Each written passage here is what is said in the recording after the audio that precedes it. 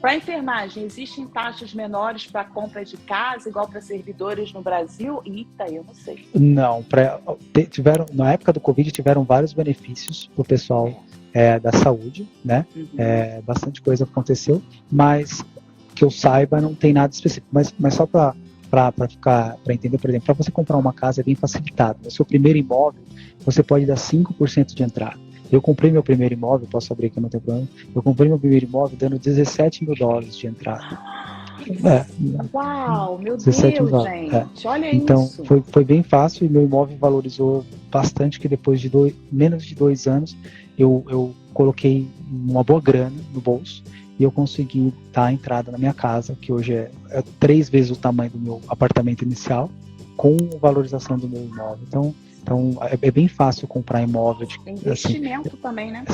Sim, porque a maioria das cidades, não posso falar por todas, mas a maioria dos lugares do Canadá, você vai comprar um imóvel hoje e ele vai valer mais daqui 2 anos. Está sempre crescendo, muita gente procurando. A declaração de imposto de renda do Brasil serve para alguma coisa no Canadá? Serve. Na verdade, dependendo da sua situação, você às vezes tem situações que as pessoas às vezes mantêm fazendo a declaração no Brasil.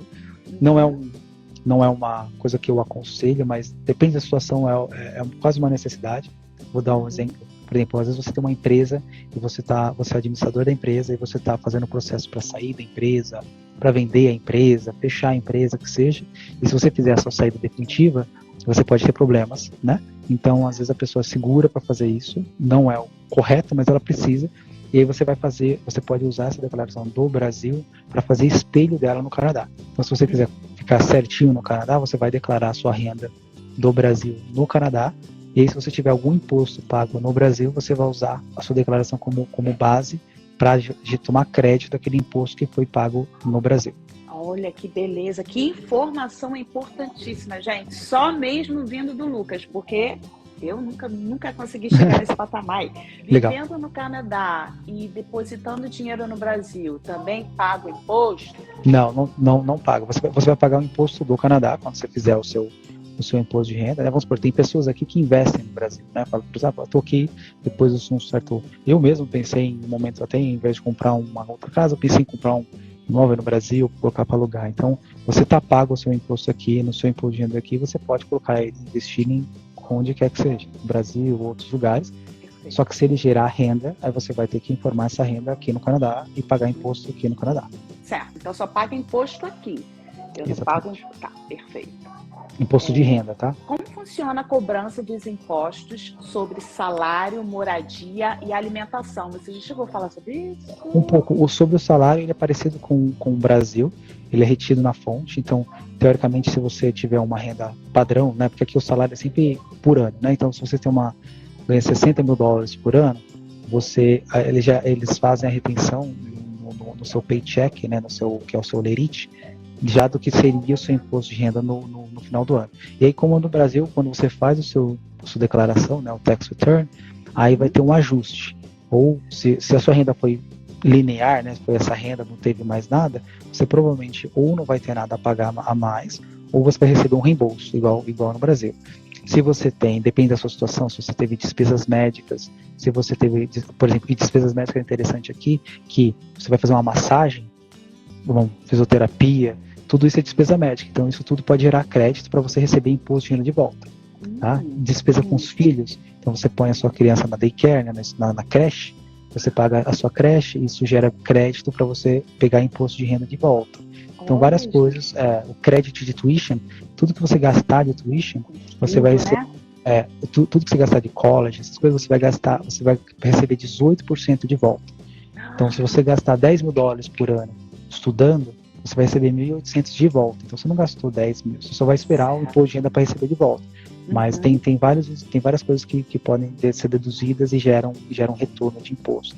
Meu marido vai comigo, ele poderia ser meu dependente inicialmente? Então, para enfermar isso aí eu respondo, sim, ele vai ser seu dependente, ele vai ganhar a imigração junto com você e ele e seus filhos serão seus dependentes, isso com certeza. E é tudo que você vai colocar ele também como nos seus benefícios. Quer falar alguma coisa, Lucas? Se você tem uma família e o seu, por exemplo, seu partner, seu parceiro ou parceira não tem renda, ele gera crédito para você como sendo um independente, né? Pode ser o seu parceiro e um filho. Aí você recebe crédito para bater o seu imposto, né? Porque você tem mais membros da família que não tem renda, né? Em relação ao tempo de contribuição do INSS no Brasil, como fazer? Permanece o pagamento ou consegue transferir para o Canadá? Aí o que eu falei anteriormente, você pode se aposentar no Brasil e receber isso no Canadá, ou você pode fazer o processo pelo Canadá usando o tempo de contribuição no Brasil. Tá.